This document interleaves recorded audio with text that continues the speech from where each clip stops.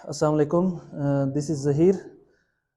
आज का हमारा जो टॉपिक है एज़ डिसाइडेड कि हमने अमेज़ॉन एफबी होलसेल के हवाले से जो हमारे सेशंस कंटिन्यू हैं उन्हीं को हम आगे कंटिन्यू करेंगे। कुछ टॉपिक्स कवर हो चुके हैं ऑलरेडी, ऑनलाइन आर्बिट्राज के और होलसेल के भी। तो आज हम होलसेल के टॉपिक को मज़ीद कंटिन्यू करेंगे आगे और देखेंगे जो चीज़ें हमें जाननी चाहिए, जो ज़रूरी हैं आपके वर्किंग के लिए। तो उन पर आज हम प्रैक्टिस भी करेंगे और आपको थोड़े टिप्स एंड ट्रिक्स भी बताएंगे उसके अंदर। ठीक है।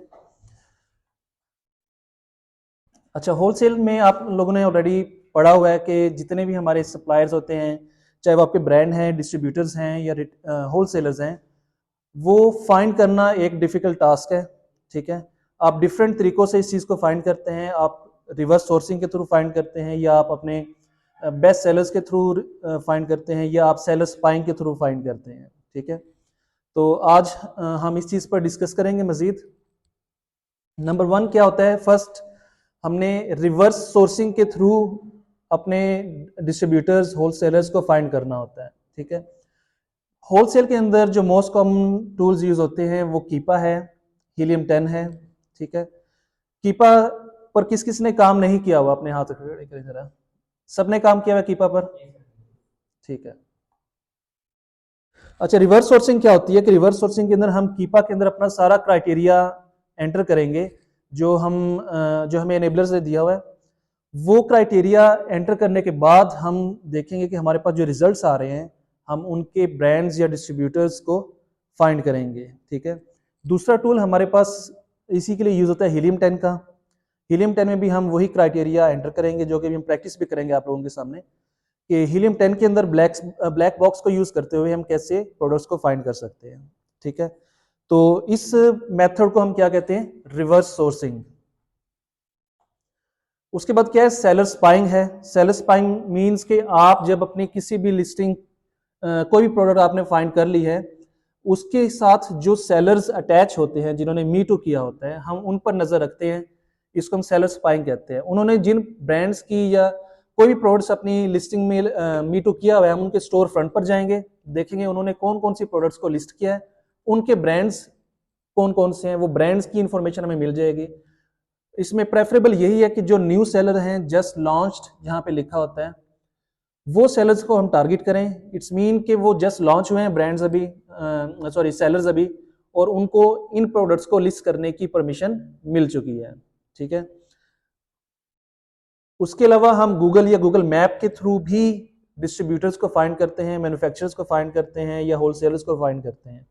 ये सारी प्रैक्टिकल वर्किंग अभी हम आपके सामने यहाँ पर करके दिखाएंगे और आपको बताएंगे कि आपने किसी भी प्रोडक्ट का ब्रांड या डिस्ट्रीब्यूटर कैसे फाइंड करना है। कुछ लोगों ने ऑलरेडी वर्किंग स्टार्ट की हुई है ब्रांड लीड्स बनाने में।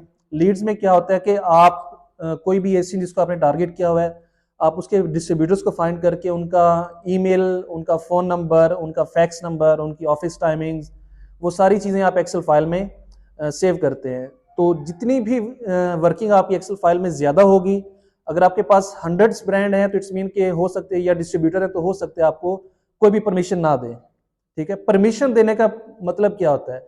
जब आप किसी भी डिस्ट्रीब्यूटर से कांटेक्ट करते हैं और वो आपको अपनी प्राइस लिस्ट शेयर कर देता है, प्रोडक्ट लिस्ट शेयर कर देता है, इट्स मीन कि वो आपको परमिशन दे रहा है, आप उन प्रोडक्ट्स को सेल कर सकते हैं। उसके लिए फिर वो हमसे डिफरेंट डॉक्यूमेंट्स रिक्वायर करेगा, जिनमें से एक सेलर सर्टिफिकेट होता है जो आपकी एलएलसी क्रिएशन के बाद आपको मिलता है। उसके बाद मैनुअल हंटिंग भी है कि आपने देखना है कि अच्छी जो बेस्ट सेलर्स हैं वो कौन सी प्रोडक्ट्स के हैं। आप उनके ब्रांड्स को फाइंड करके उनकी लीड्स जनरेट करते हैं और उनको फिर आप कांटेक्ट करते हैं। कांटेक्ट करने के बाद आपको पता लगता है कि ये मुझे परमिशन दे सकता है या नहीं दे सकता। या अगर आपने एक किसी ब्रांड से कांटेक्ट करने के लिए एक होती है प्री कॉल रिसर्च। ठीक है। प्री कॉल रिसर्च में क्या होता है? आप एक रिपोर्ट बनाते हैं जिसको हम कहते हैं लिस्टिंग डेफिशिएंसी रिपोर्ट। ठीक है। लिस्टिंग डेफिशिएंसी रिपोर्ट से आपको क्या पता लगता है? आप बेसिकली ब्रांड को एक अच्छा इंप्रेशन देने के लिए रिपोर्ट प्रिपेयर करते हैं पहले कि आपकी ये प्रोडक्ट्स अमेजोन पे सेल हो रही हैं, इसको इतने सेलर सेल कर रहे हैं, इसमें अमेजोन खुद एज अ सेलर है या नहीं है।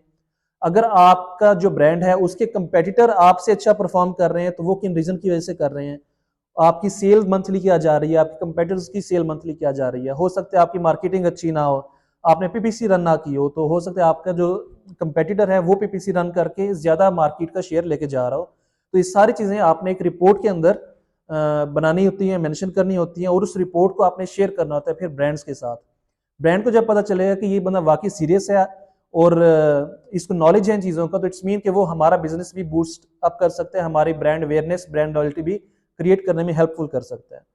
तो अगर आपने कोई भी लिस्टिंग डेफिशिएंसी रिपोर्ट बनानी है, तो इट्स मीन कि आप 1 मिनट के लिए भूल जाएं कि आप कोई वीए हैं। आपने ऐसे समझना मैं इस ब्रांड के लिए काम कर रहा हूँ, मैं ब्रांड की सेल को कैसे इंक्रीज कर सकता हूँ या कर सकती हूँ। ठीक है, तो लिस्टिंग डेफिशिएंसी रिपोर्ट के बारे में हम नेक्स्ट टॉपिक में डिस्कस करेंगे। तो इसी को हम आगे कंटिन्यू करते हैं कि हमने सप्लायर्स को फाइंड कैसे करना है। ठीक है, एक हमने यहाँ पे मेथड पढ़ा है कि रिवर्स सोर्सिंग होती है कि आप कीपा को यूज़ करते हैं, हीलियम को यूज़ करते हुए ब्रांड प्रोडक्ट्स को फाइंड करते हैं जो हमारे क्राइटेरिया पर पूरा उतरती हैं। दूसरा सेलर्स स्पाइंग है कि हम सेलर्स पे नज़र रखते हैं वो कौन कौन से ब्रांड्स की प्रोडक्ट सेल कर रहे हैं, और फिर हम भी उन्हीं ब्रांड से कांटेक्ट करने की कोशिश करते हैं। उसके बाद थर्ड है गूगल या गूगल मैप के थ्रू आप फाइंड कर सकते हैं, या फिर आप मैनुअली इन चीज़ों को हंट कर सकते हैं।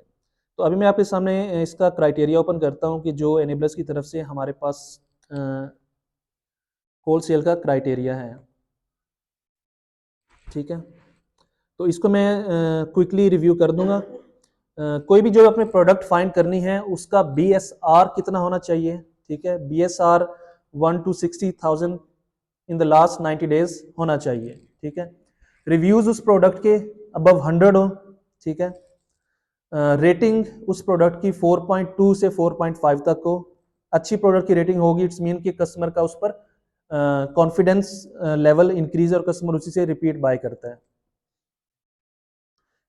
उसके बाद है अमेजोन नॉट सेलिंग और आउट ऑफ स्टॉक होना चाहिए, अमेजोन एज अ सेलर उसमें नहीं होना चाहिए। ठीक है, अमेजोन एज अ सेलर क्यों नहीं होना चाहिए, कोई मुझे बताएगा? हम बार बार ये चीज डिस्कस करते हैं, अमेजोन और ब्रांड एज अ सेलर ना हो बीच में। जी,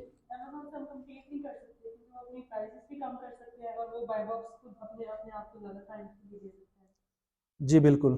वहां से कोई आंसर दे।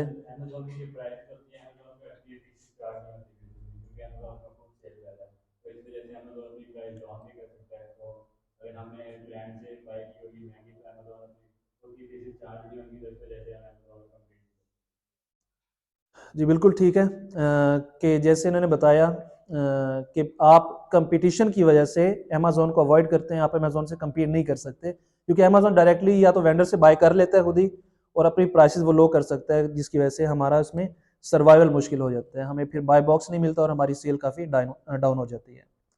अच्छा, उसके बाद है dominant, dominated should not be dominated by all old sellers, कि आपने बाय बॉक्स देखना है उनके सेलर्स जो आपकी लिस्टिंग के साथ मी टू किया हुआ है जिन्होंने, कि वो ज़्यादा डोमिनेंट तो नहीं है, ज़्यादा बाय बॉक्स उनके पास तो नहीं है, ज़्यादा अच्छी रेटिंग उनके पास तो नहीं है, क्वांटिटी ऑफ द स्टॉक उनके पास तो नहीं है ज़्यादा। हो सकता है आप जस्ट अपने बजट की वजह से 1000 या 1500 स्टॉक बाय कर सकें, लेकिन उनके पास 10,000 में स्टॉक हो। तो इसलिए आपने देखना है कि कोई भी ऐसे सेलर्स तो नहीं है जो डोमिनेंट हैं उस कैटेगरी में या उस प्रोडक्ट के साथ। उसके बाद है नंबर 6 पर न्यू ऑफर्स। न्यू ऑफर्स से क्या मुराद है? न्यू ऑफर्स, जी आप बताएं।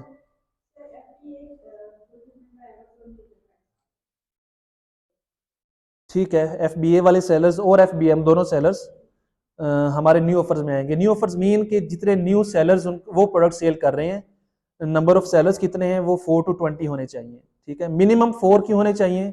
एज FBA इट्स मीन कि आपको पता लग जाएगा कि इस ब्रांड ने इन सेलर्स को परमिशन दी हुई है, तो आपको आइडिया हो जाएगा कि ब्रांड हमें भी परमिशन दे सकता है। ठीक है, अच्छा उसके बाद है सेल्स इक्विटी। सेल्स इक्विटी से क्या मुराद है?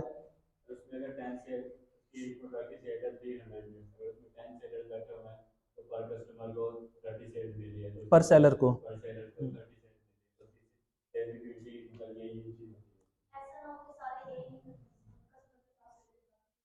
हाँ जी, सेल इक्विटी मतलब आपका सेल के अंदर आपका शेयर कितना है। अगर आपने हीलियम के थ्रू चेक किया है कि मंथली सेल जो है वो 500 यूनिट्स है या 1000 यूनिट्स हैं, उसके अंदर आपका शेयर कितना है? आपका शेयर एटलीस्ट 30% होना चाहिए उसके अंदर।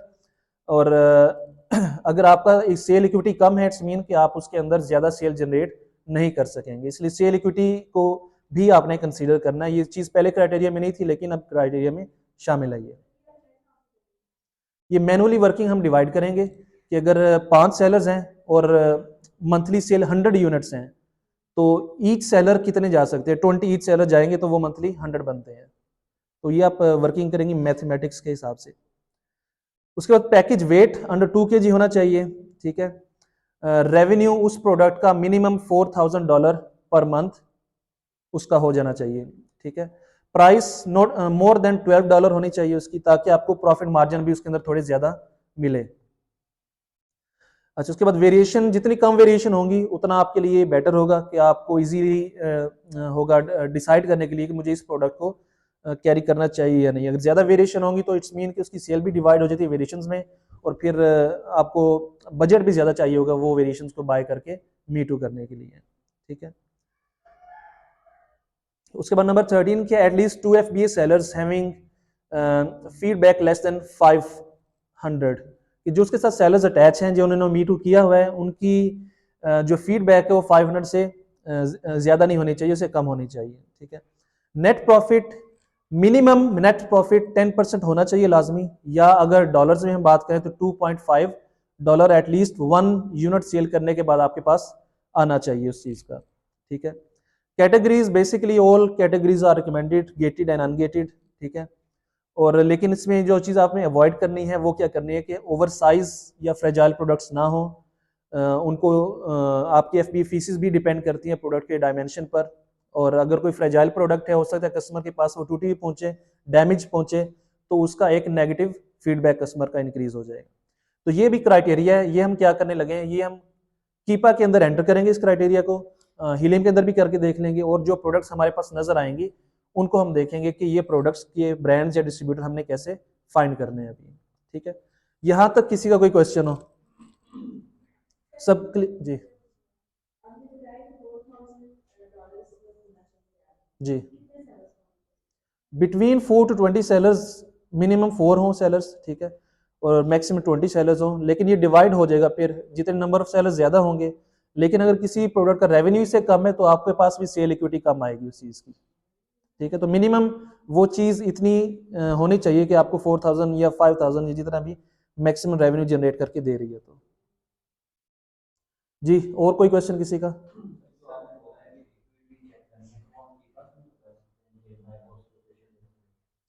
बाय बॉक्स का जो बाय बॉक्स होता है कि आपको बाय बॉक्स कब मिला है, और जरूरी नहीं जब आपको बाय बॉक्स मिला हो तब आपके पास सेल भी आ रही है, ठीक है। तो मंथली सेल हम वहां से हीलियम से भी चेक कर सकते हैं इस प्रोडक्ट की मंथली सेल कितनी है। हो सकता है आपको बाय बॉक्स तब मिला हो जब वहां पे सारे लोग सो रहे हो, और आपके पास फिर सेल तो नहीं आएगी। फिर बाय बॉक्स लेटर टाइम में किसी और को मिला, लेकिन उसी टाइम ही हमारी सेल भी ज्यादा थी, तो इट्स मीन कि वो बंदा ज्यादा सेल लेके जा रहा है, वो सेलर्स, ठीक है।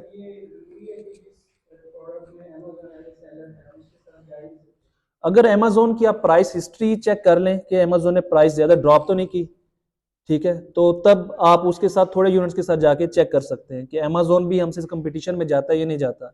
अगर सेलर्स की प्राइस और अमेजोन की प्राइस में ज्यादा डिफरेंस नहीं है और आपका प्रॉफिट मार्जिन इतना है कि आप उस प्राइस तक सर्वाइव कर सकते हैं, तो फिर आप उसको लिमिटेड यूनिट्स के साथ ट्राई करें।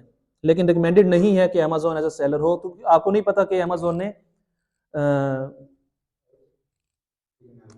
हमें नहीं पता कि अमेजोन ने कितना स्टॉक बाय करना है फ्यूचर में या नहीं करना, तो इसलिए आप बेसिकली इस चीज को अवॉइड करें अभी, ठीक है।